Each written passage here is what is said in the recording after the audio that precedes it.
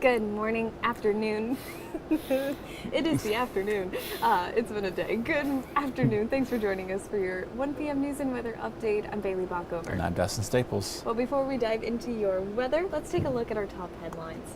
A Kinston police officer has been charged after we're learning more about a Kinston police officer who was arrested on theft charges and fired from the force yesterday.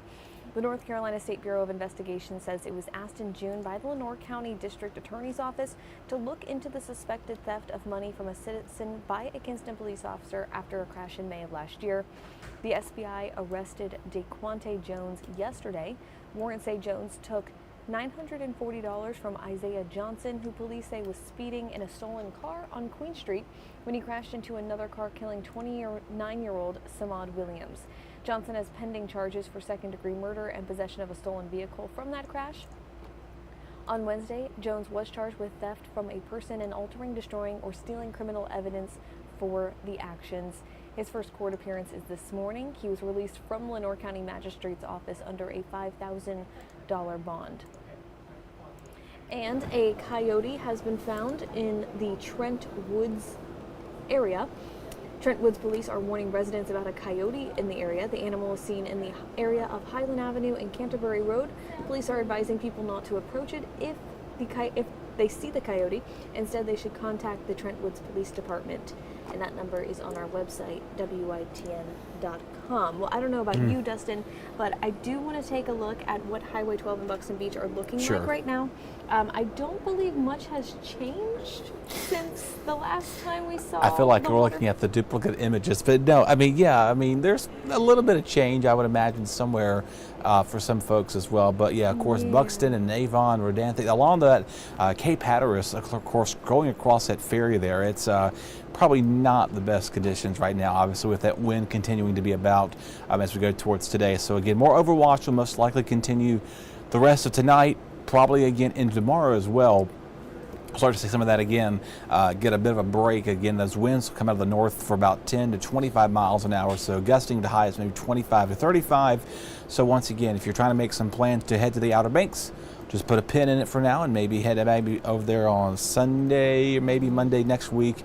Most of that as well. And you see a lot of that overwash continue to come about. It looks like more of it is there now, and that's as of a few minutes ago. Yeah, a lot of that overwash persists. Of course, it's that breeze along the north there. It's making things kind of overturn their banks. It looks like some of the sand dunes are starting to kind of even deteriorate over time, but you know, they're used to that. That's usually when the weather and erosion happens over time. That's generally what the general synopsis has with that. You get all that beach erosion occurring over and again, especially the same areas that used to seeing it. They've got all those impacts. So. Alrighty, well, let's dive straight into our weather. We've continued that. Let's take a look at what we're looking on radar. Yeah, well, so far we're pretty quiet, thankfully, right now. Not much in the way of rain falling in there. What you are seeing, those little blips, those light sprinkles here or there, that's really about it. But most of that is not even reaching the ground, if anything. But again, that storm surge you see there, the latest the last 24 hours along the Outer Banks, Rodanthe, Hatteras, Ocracoke, Frisco, out towards Buxton again, saw those overturned with that wind. Again, that beach erosion too. Wind gusts, again, between 40 and 50 miles an hour also came about. So it's been pretty windy, pretty wet, obviously a very unsettled end of the day there last night and again early this morning too. Now again, Aaron is moving off, finally getting out of here, finally seeing improved conditions. But obviously, of course, talking about the gauge here at the Beaufort Marine Lab there, it's expected to hold at moderate flood stage later on tomorrow. So we'll see that slowly decrease. It did last night, and it'll begin to go back up again as we approach high tide there and stay in that moderate to low level range at least to Sunday as of now. So unfortunately there, if you're making some plans to go out in the water, you may want to hold off on that for a few more days at least to kind of let the waves subside a little bit as the storm moves its way up towards the north.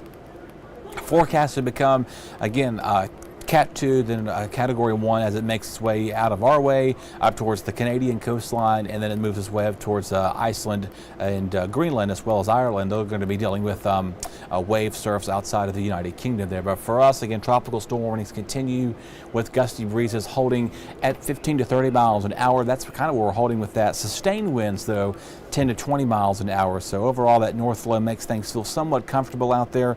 Yet the humidity is still up, but again, it is a doable day to be out there as those air temperatures hold in those low to mid 80s today. Probably not going to be warming up as much.